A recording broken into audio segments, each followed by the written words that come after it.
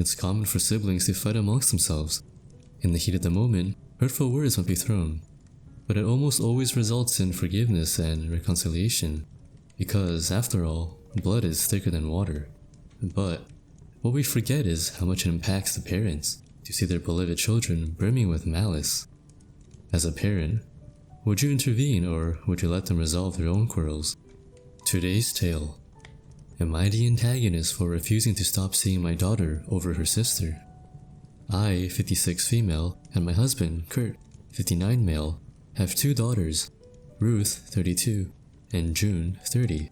8 years ago, Ruth split up with her college boyfriend, Adam, 32. They'd been together since she was 20 or 21, and it was as serious as a college relationship could be. About 5 years ago, June announced that she reconnected with Adam at some alumni get-together. They'd all gone to the same university, and that they were now dating. Of course, Kurt and I were shocked she would do this, despite her sister's history with him. But she insisted that they were in love and she can't help that, and that Ruth and Adam hadn't been together in years, so she hasn't done anything wrong. Ruth understandably was enraged over it. She said she was done with June and would never see her again. This broke me. They were so close growing up, and I prayed every day they'd reconcile. But I accepted they're adults who can make their own choices and we have no say. Kurt and I were also very disappointed with June and told her off many times. But after she proved that there was never any cheating involved while Ruth and Adam were together, things between us settled down. Out of respect for Ruth's feelings, we never brought the girls together again. Ruth and June visit us separately and still aren't on speaking terms after 5 years, but we maintain our relationships. Now, June and Adam are married. Ruth has also moved on with a lovely boy. Coincidentally, both girls are expecting their first child. Ruth's due date is a little earlier. I can't put into words how excited we are to be grandparents and adore both these children. I've been supportive and is involved with both our daughters' pregnancies as they want. However, last week Ruth drops a bomb on us. She said that if we ever see June again, or baby, she won't allow us in her child's life. This shattered me. It's kept me up every night. The thought of either of my grandchildren being deprived of loving grandparents is agonizing. I know Ruth was deeply hurt by June's actions, but I don't know if we should be punished just for not cutting our kid off. How can any parent even consider disowning a child? We begged her to reconsider and said our love for them both isn't conditional and we can't just stop loving one, but she's adamant. I don't want to accept Ruth's terms, as it seems like no matter what we decide, we're going to lose a daughter and grandchild, so I'd rather it not happen because we outright chose it. But I also don't want Ruth to believe we just drop her in favor of June, because again, the thought crushes me. Would I be the antagonist if I don't comply with Ruth's ultimatum? And that's quite the predicament. I don't think you're the antagonist here.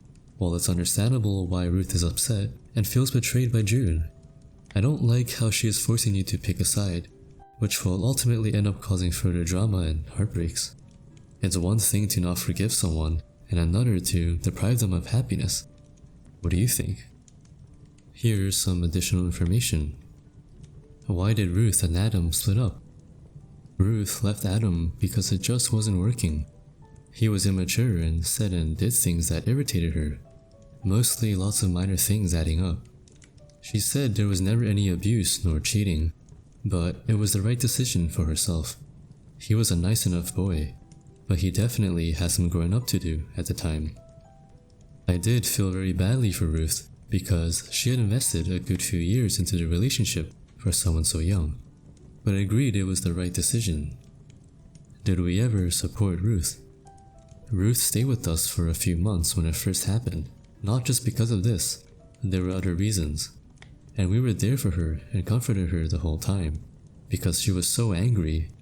We had asked June to not visit until she left. We still talked to her and met a couple of times in public places. We made it known that this hurt her sister, and we were disappointed she didn't think of this. June understood and agreed with us supporting Ruth. She expressed sadness over losing her sister, but we clearly told her it was Ruth's decision to cut her off. Whether one thinks June did nothing wrong or not, it's untrue to say there were never any consequences for this. She's sad to this day that she's lost her sister and knows she has to accept and live with it. Did June ever apologize to Ruth? Both girls have confirmed that June reached out a few times over the years to apologize. No one put her up to it. Ruth didn't forgive her, and she's well within her rights not to. We understand no one can or should make her accept the apology. Why don't we just cut off Adam?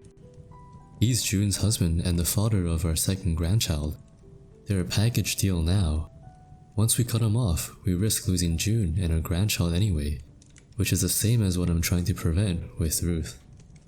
Some say that we already chose June. Not disowning June doesn't mean I chose to be her mother over Ruth's. I never abandoned Ruth and never will. Ruth has thanked us for her support in the past. She said she was fine with how we'd arranged things for the last 5 years. As long as she never had to see June, she was happy seeing us, and everything was normal between us. It's only now that she wants us to disown June.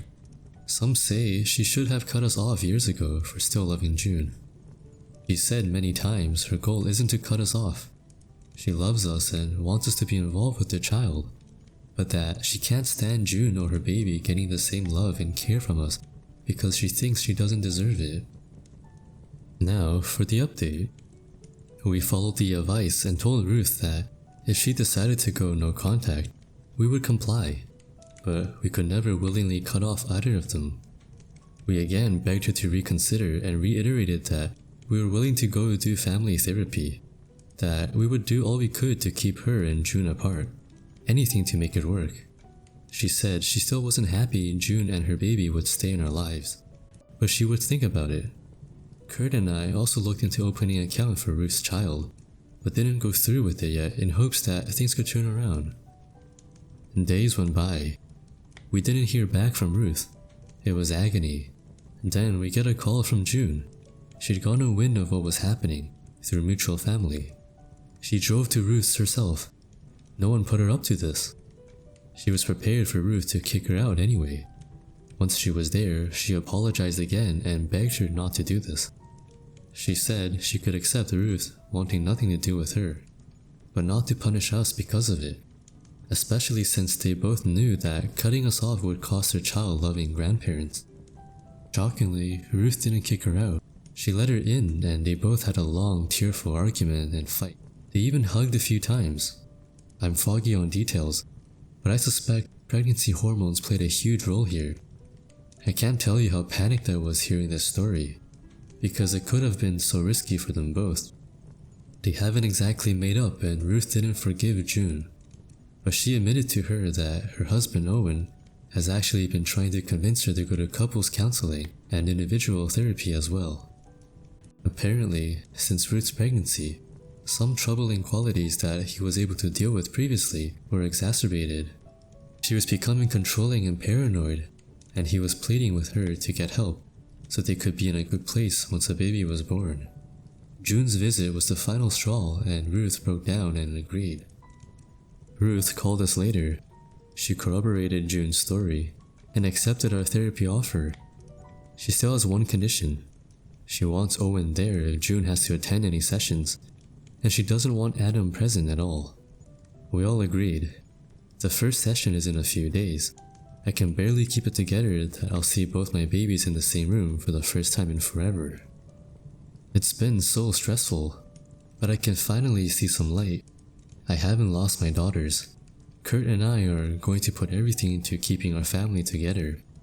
I'm not going to be naive and assume everything will be fine now, but I'm hopeful. It's a good thing that you didn't take her up on the ultimatum. Picking a side is a fast track to wrecking her family. June was apologetic throughout the whole story, so it sounds like she knew since the beginning that she was trespassing on Ruth's boundaries. However, I'm sure we all know that love isn't rational. I'm just glad that June took the initiative in trying to mend their relationship. It's likely that their bonds will never be the same, but I hope the family therapy will heal some of the wounds. What do you think of the story? Let me know. And that's a wrap for tonight. Be sure to visit us next time. And if you want to, leave a like and subscribe.